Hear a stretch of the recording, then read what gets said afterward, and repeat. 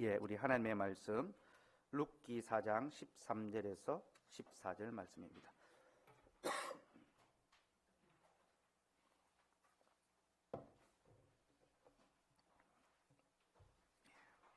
룻기 4장 13절 14절 말씀입니다. 제가 봉독해 드리겠습니다. 하나님의 말씀을 들으십시오.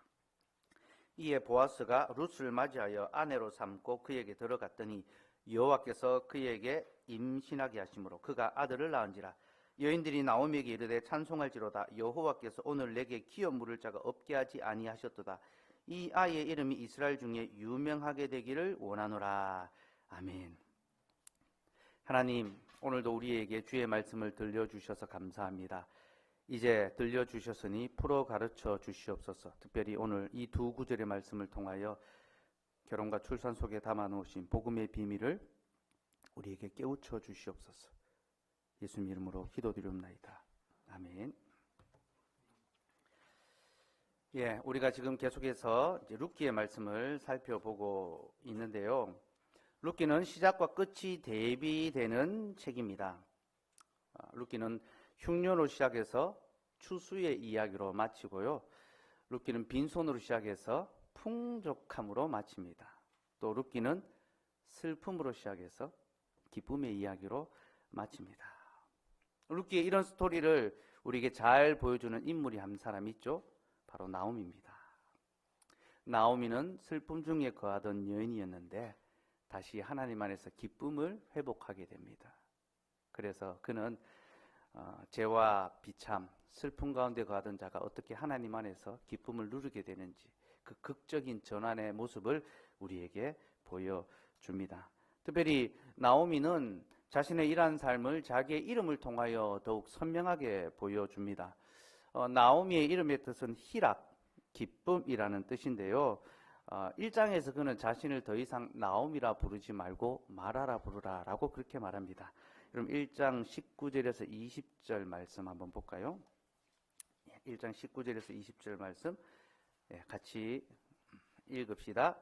이에 그 두 사람이 베들레헴까지 갔더라. 베들레헴에 이를 때에 온 성읍이 이들로 말미암아 떠들며 이르기를 이가 나오미냐 하는지라. 나오미가 그들에게 이르되 나를 나오미라 부르지 말고 나를 마라라 부르라. 이는 젖는 자가 나를 심히 괴롭게 하셨음이니라. 나오미와 룻이 고향으로 돌아오자 사람들이 그를 발견하고 이는 나오미가 아니냐 그렇게 말했습니다. 그러니까 나오미가 나를 더 이상 나오미라 부르지 말고 마라라 부르라 라고 합니다. 마라라라는 뜻은 괴로움, 슬픔 그런 뜻입니다. 그러니 지금 나오미는 자기 인생을 어떻게 정의하고 있습니까? 내 이름은 기쁨이지만 하나님께서 나의 죄를 징계하심으로 내가 고통 가운데 있고 나는 슬픔과 괴로움에 처해 있다. 그렇게 고백하고 있는 거죠. 그죠? 그렇게 1장에서 나오미는 마라로 등장을 합니다. 그런데 오늘 본문 4장 그 끝에서는요. 그가 다시 나오미로 불리고 있습니다. 그 동네 여인들이 그를 나오미로 부르며 찬송하고 축하하고 기뻐합니다. 여러분 이러한 장면은요. 우리에게 그의 슬픔이 기쁨으로 회복되었다라는 것을 보여줍니다. 나오미는 하나님의 징계하심으로 말미암아 큰 고통과 괴로움과 슬픔에 처해 있었지만 하나님께서는 그를 위로해 주시고 그를 붙들어 주셨고 그에게 다시 기쁨을 회복시켜 주셨습니다. 여러분 이것이 룻기 전체의 주제인데요. 룻기 안에는 이렇게 상반된 이미지, 그러니까 슬픔과 기쁨, 빈손과 풍족, 이런 상반된 이미지를 우리에게 선명하게 보여주는 두 가지 장치가 있습니다. 바로 결혼식과 장례식입니다. 룻기 안에는요 결혼식과 장례식이 나오는데요. 이 두 가지는 이 룻기의 교훈을 우리에게 아주 선명하게 보여줍니다. 먼저 룻기는요 장례식으로 시작합니다. 1장에서 나오미의 남편과 아들이 죽는 이야기로 본문이 시작하죠. 남편과 아들이 죽었다라는 것은 나오미가 장례를 치르게 되었다라는 거죠. 1장은 장례식으로 시작합니다. 그런데 4장에서는요, 오늘 읽은 본문에서는 결혼과 출산이 나오죠. 그죠? 결혼식으로 마칩니다. 룻기는 장례식으로 시작해서 결혼식으로 마칩니다. 그리고 여러분, 우리는 이러한 구조가 매우 의도적이다라는 사실을 알아야 합니다. 룻기는 이런 구조를 통해서 인생의 모든 죄와 비참, 슬픔의 문제가 어떠한 방법으로 극복될 수 있는지, 어떻게 회복될 수 있는지 그 방법을 우리에게 가르쳐 줍니다. 그리고 이 점에 있어서 룻기는요, 성경 전체의 교훈과 맞닿아 있습니다.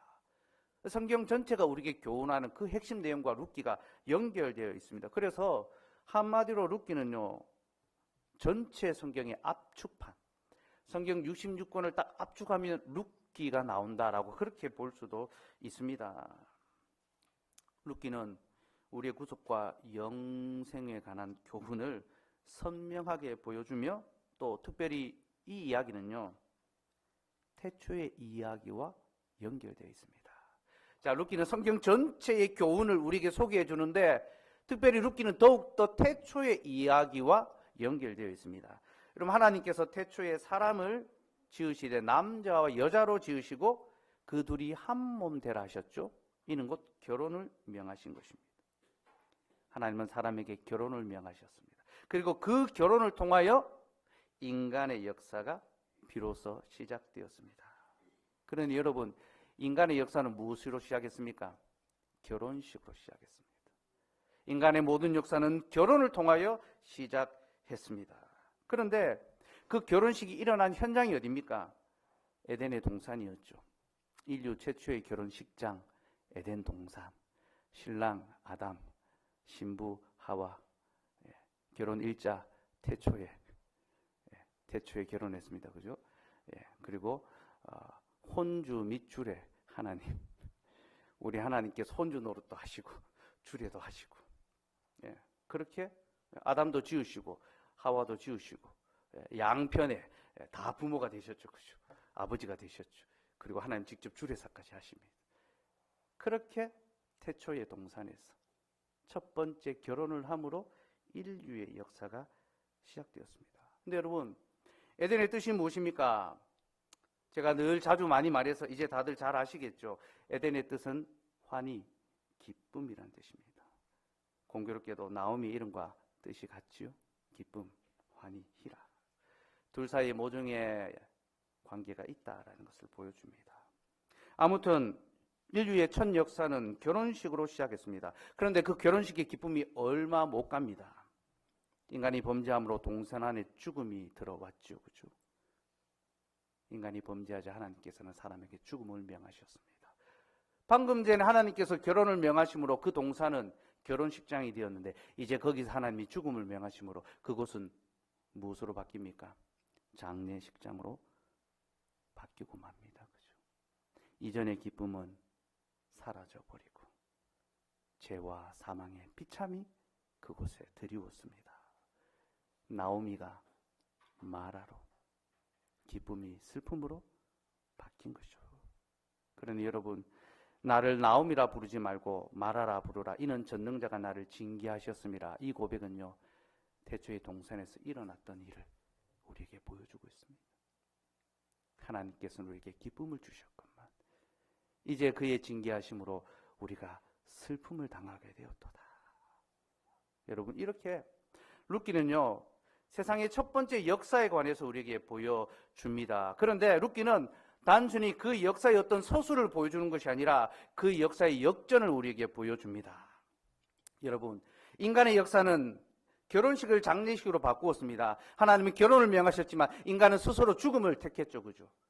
그런데 하나님의 역사는요, 그 장례식을 다시 결혼식으로 바꾸어 주십니다. 그것이 우리를 향한 하나님의 구속의 역사이지 않습니까? 그죠? 룻기가 바로 그것을 보여주고 있는 겁니다. 그래서 룻기는 장례식으로 시작해서 결혼식으로 마치고 있습니다. 인간의 범죄와 실패함으로 말미암아 결혼이 끝나고 이제 사망의 비참함이 우리에게 드리웠는데, 하나님께서 우리를 살려주심으로 다시 우리에게 결혼의 기쁨을 허락해 주셨다. 이것이 룻기가 우리에게 그려내고 있는 하나님의 복음의 메시지입니다.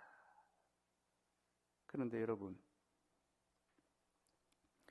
죽음을 생명으로, 장례식을 결혼식으로 바꾸어내는 것이 무엇인지 압니까? 그게 바로 부활입니다. 그죠? 부활. 예수 그리스도의 부활이 무엇입니까? 곧 그가 사망을 생명으로 이긴 것이며, 그가 모든 죽음의 장례식장을 다시 기쁨의 현장으로 바꾸어 주신 것. 그것이 바로 그리스도의 부활입니다. 그래서 예수님이 죽으신 다음에 여인들이 죽으신 예수님을 기념하기 위하여 무덤에 왔는데 천사가 뭐라고 합니까? 어찌하여 산자를 죽은 자들 가운데서 찾느냐? 그가 여기 계시지 않고 살아나셨느니라. 예수님의 빈 무덤은 죽음의 증거가 아니라 생명의 증거가 되었습니다. 예수님을 장례 치른 그 장례식장은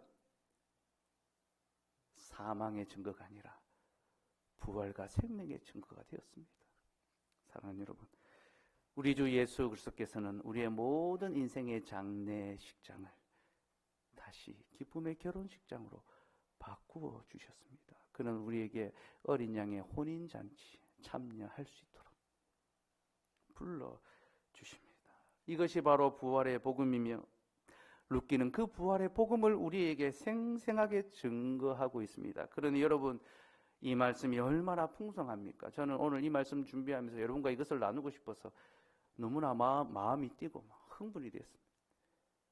우리의 장례식 같은 인생을 주께서 결혼식장으로 바꾸어 주시는구나. 우리는 하나님 주신 그 결혼의 기쁨을 죽음의 장례로 바꾸었지만 그리스도의 부활이 우리를 다시 그 죽음을 생명으로, 장례를 결혼으로 바꾸어 주시는구나. 이 말씀이 얼마나 복되고 놀라운지요. 그러니 여러분, 이 복음의 말씀을 꽉 붙드시고 그 부활의 능력 가운데 힘있게 살아갈 수 있기를 소원합니다. 우리에게 진정한 기쁨을 주신 그리스도께서 우리에게 생명의 능력을 더하여 주실 것입니다. 룻기가 그것을 우리에게 보여주는데요. 특별히 오늘 본문을 보면요, 그 교훈이 더 선명하게 드러납니다. 오늘 본문에서 보아스는 룻과 결혼하여 아들을 낳았습니다. 13절 말씀, 4장 13절 같이 읽읍시다. 이에 보아스가 룻을 맞이하여 아내로 삼고 그에게 들어갔더니 여호와께서 그에게 임신하게 하심으로 그가 아들을 낳은지라. 보아스는 룻을 아내로 맞아 그에게 들어갔습니다. 여기서 들어갔다라는 말은 동침했다라는 말입니다. 그렇게 동침하자 아들이 태어났습니다. 그런데 성경은요, 보아스가 아니라 여호와께서 그를 임신하게 하셨다라고 말합니다. 여러분, 보아스가 룻과 동침해서 아들을 낳았습니다. 그러니 이 아들은 누구를 통하여 얻은 것입니까? 보아스를 통하여 얻었죠. 그런데 성경은 보아스가 아니라 여호와로 말미암아 아들을 얻었다라고 말합니다. 그럼 이 말의 뜻이 무엇일까요? 이 말은요, 우리에게 생명을 얻게 하시는 분이 누구신지를 보여줍니다. 곧 우리 하나님이시라는 거죠. 우리는 남자와 여자가 결혼하여 동침하면 자녀를 낳는 것이 당연하다 생각합니다. 그것이 당연한 이치라고 생각합니다. 그러나 그렇지 않습니다. 성경은 그것이 당연한 것이 아니라 하나님의 특별한 은혜다라고 말하고 있습니다. 여러분, 하나님께서 자녀를 주시지 않으면 사람은 결코 자녀를 얻을 수가 없습니다. 이것이 모든 출산 속에 담긴 하나님의 뜻입니다. 그러므로 자녀를 얻는 부모는 이 일이 자신들의 능력으로 말미암은 것이 아니라 하나님의 전적인 은혜라는 사실을 고백해야 합니다. 창세기 4장 1절 말씀 한번 볼까요? 제가 주보에 넣어드렸습니다. 같이 읽읍시다. 아담이 그의 아내 하와 동침하매 하와가 임신하여 가인을 낳고 이르되 내가 여호와로 말미암아 득남하였다 하니라. 자, 이 구절은요, 인류 최초의 출산에 관한 보고입니다. 최초의 출산 하와가 했습니다. 그런데 여기에도 오늘 본문과 똑같은 내용이 나옵니다. 아담이 자기 아내 하와 동침했는데 그래서 아들을 낳았는데 하와는 아담이 아니라 내가 여호와로 말미암아 등남했다라고 말합니다. 여러분, 하와는 지금 자신이 생명을 얻은 이것이 누구로 말미암은 것인지를 정확히 알았습니다. 이는 곧 하나님으로 말미암은 일이다. 그는 모든 생명이 하나님께로부터 온다는 사실을 알고 믿고 고백했습니다. 그리고 이 모든 고백은 모든 출산에 대한 당연한 고백이 되어야 됩니다. 첫 번째 어머니, 첫 어머니가 첫 출산을 하고 이것을 고백했기에 그 뒤에 모든 인생들도, 모든 어머니도 출산을 통하여 이 고백을 할 수 있어야 합니다. 내가 여호와로 말미암아 등남하였다, 출산하였다. 사랑하는 여러분, 사람은 생명을 만들어낼 능력이 없습니다. 사람은 이미 죽은 몸이며 또한 다시 죽을 몸이기 때문에 사람에게서는 생명을 만들어낼 만한 능력이 전혀 없습니다. 사망의 몸에서 무슨 생명을 만들어낼 수 있단 말입니까? 사망의 몸에서 나올 것은 사망의 열매밖에 없습니다. 그래서 우리의 이 죽을 몸에서 생명을 만들어낼 수 있는 분은 오직 영원히 살아계신 하나님 한 분밖에 없습니다. 하나님께서 우리에게 생명을 주시며 또한 하나님만이 우리에게 출산의 기쁨을 주십니다. 그리고 하나님께서는요, 이 생명을 주시기를 남자 여자의 결혼 그리고 동침이라는 방법을 통하여 주시기로 작정하셨습니다. 여러분, 사람이 결혼해서 자녀를 낳는 이유가 무엇입니까? 하나님이 그런 방법을 통하여 자녀를 주시기로 결정하셨기 때문에 사람이 그 방법을 통해서 자녀를 낳을 수 있는 겁니다. 이거 헷갈리지 마십시오. 이게 분명한 교훈입니다. 하나님이 그런 방법으로 생명을 주시기로 작정하셨기 때문에 우리가 그 방법을 통하여 자녀를 얻는 것일 따름입니다. 그렇다면 여러분, 하나님께서는 왜 이런 방식을 통하여 생명을 주시기로 작정하셨을까요? 이것은 곧 우리가 어떻게 참된 생명을 얻을 수 있는가에 대한 교훈을 주시기 위해서입니다.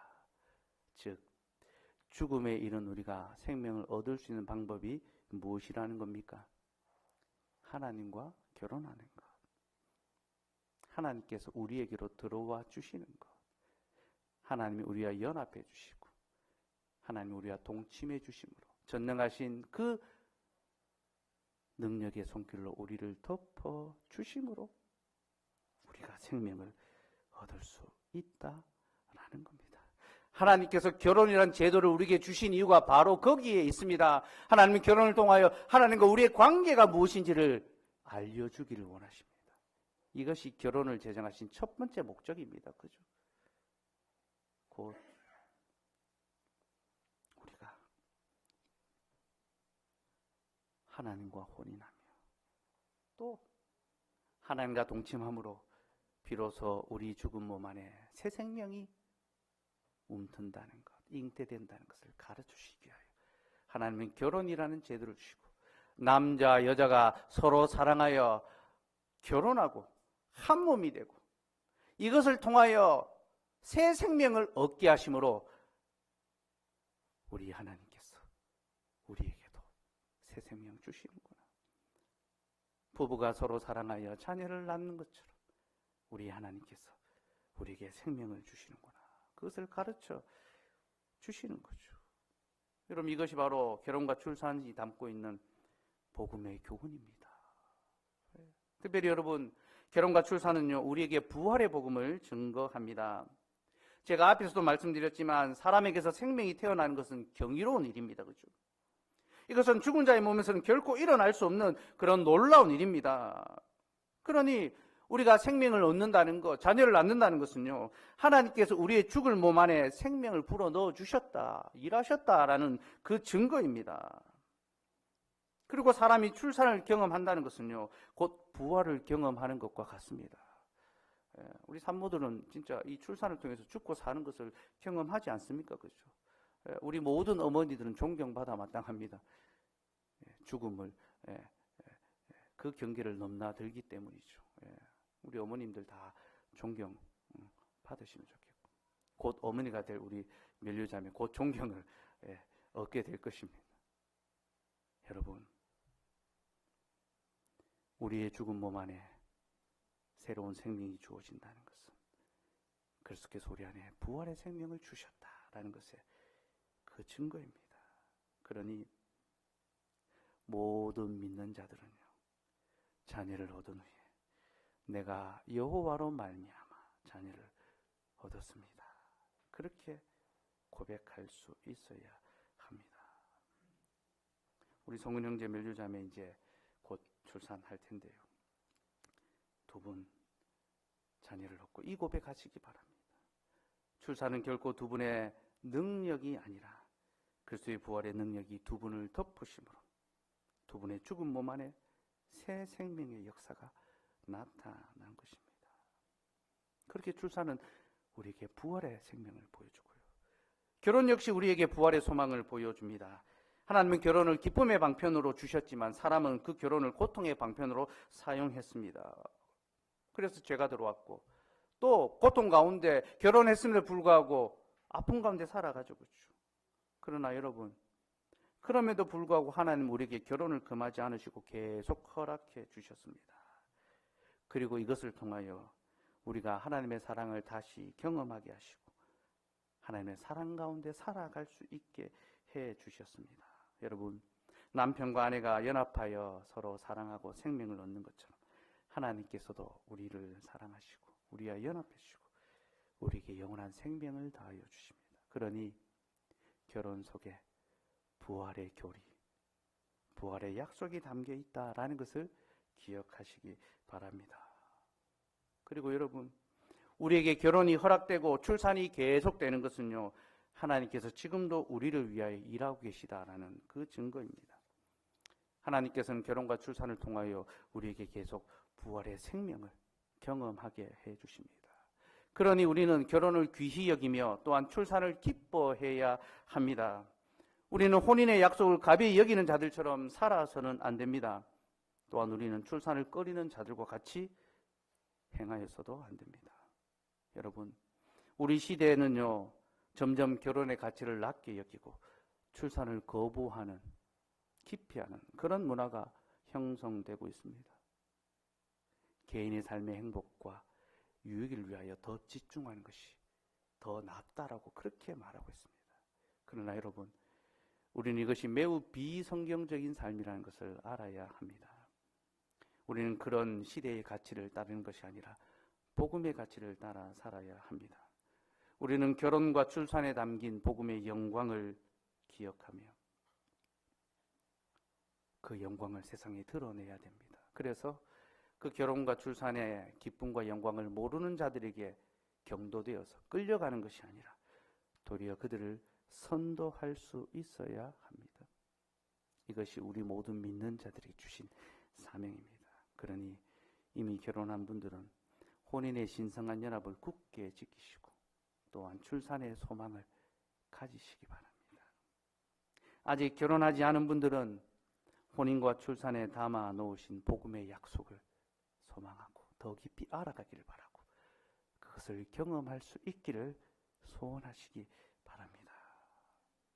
그러나 여러분, 우리가 또 한 가지 알아야 될 것은요, 결혼과 출산은 하나님의 복음과 구원의 역사, 부활의 능력을 우리에게 보여주지만 이것은 단지 그림자일 뿐이라는 것입니다.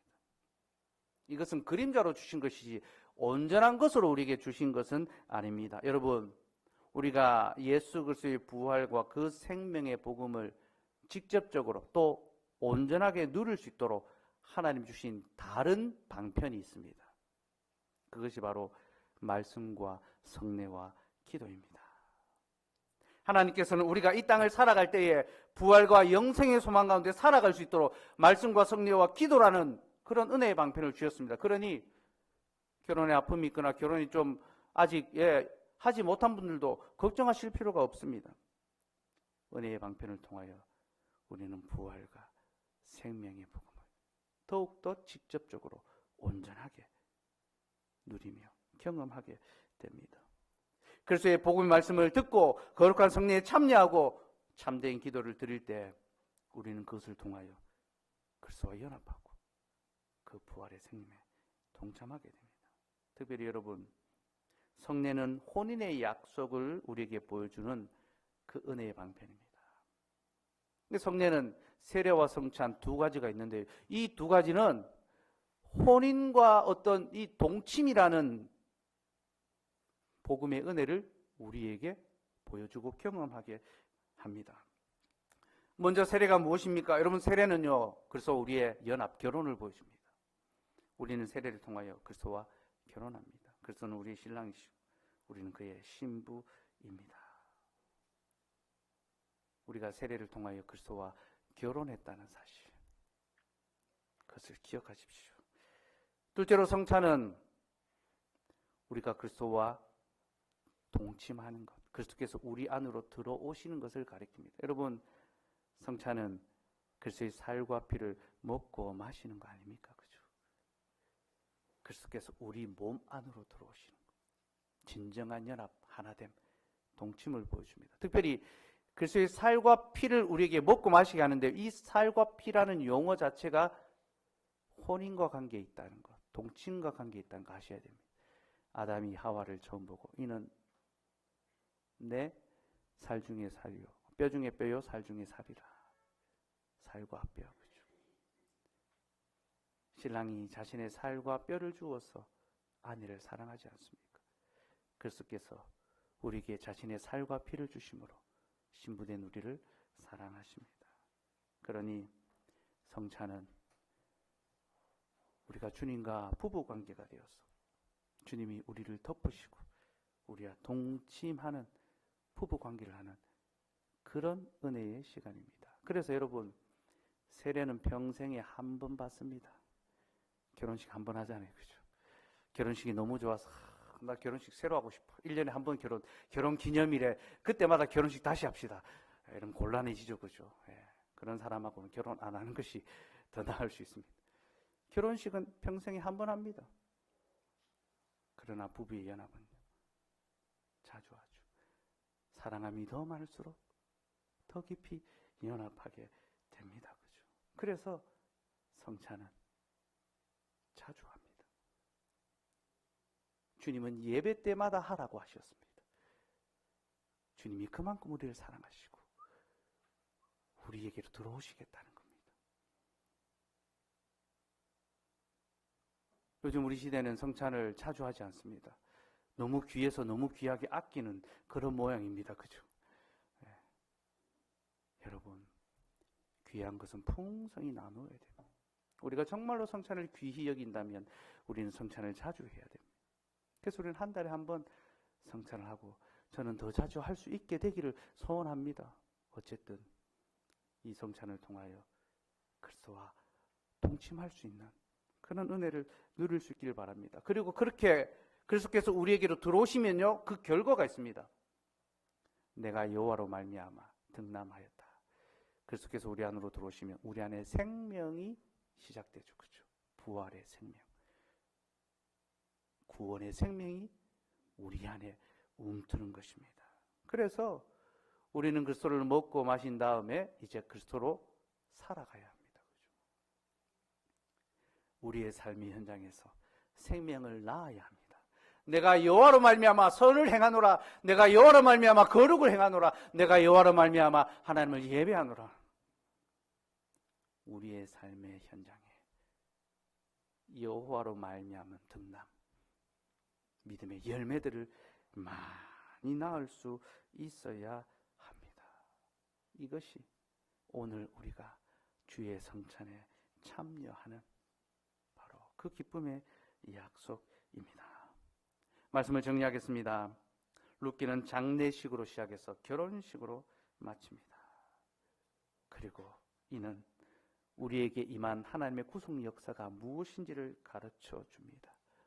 인간의 역사는 기쁨의 결혼식을 슬픔의 장례식으로 바꾸어 버렸지만 하나님의 구속의 역사는 그 장례식을 다시 결혼식으로 바꾸어 주셨습니다. 예수 그리스도께서는 죄와 비참에 거하던 우리를 구속하여 주셨고 우리에게 새 생명을 다하셨고 우리와 연합해 주셨습니다. 하나님께서는 이 복된 복음의 약속을 결혼과 출산이라는 제도를 통하여 우리에게 가르쳐 주십니다. 결혼과 출산은 우리를 향한 하나님의 변함없는 사랑과 부활의 능력을 경험하는 제도입니다. 그러니 여러분, 우리에게 결혼이 허락되고 출산이 계속되는 것을 기뻐하고 감사합시다. 이것은 하나님의 은혜의 선물입니다. 그러나 여러분, 하나님 우리에게 더 좋은 선물을 주셨습니다. 곧 우리에게 성례라는 선물을 주시고 세례를 통하여 우리를 그리스도와 정말로 결혼시켜 주시고 성찬을 통하여 우리를 정말로 그리스도와 연합시켜 주셨습니다. 전능하신 하나님께서 그 능력의 손길로 우리를 덮으실 것이고 우리 안에 생명의 역사, 부활의 역사, 우리 죽을 몸 안에 새 생명을 불러 일으키실 것입니다. 그러니 여러분, 기쁨으로 이 성찬상에 나아오셔서 예수 그리스도와의 신비로운 연합에 참여하시기 바랍니다. 그가 우리 안으로 들어오셔서 우리와 하나가 되어 주시고 우리가 신랑 되신 예수 그리스도와 깊이 사귐을 얻고 기뻐하고 그리고 그가 주신 생명으로 말미암아 우리에게 주어진 믿음의 삶을 살아갈 수 있도록 우리의 가정과 학업과 생업과 일터 그 모든 삶의 현장에서 여호와로 말미암아 득남할 수 있는 믿음의 열매를 많이 맺을 수 있는 저와 여러분 되기를 간절히 소망합니다. 기도하겠습니다.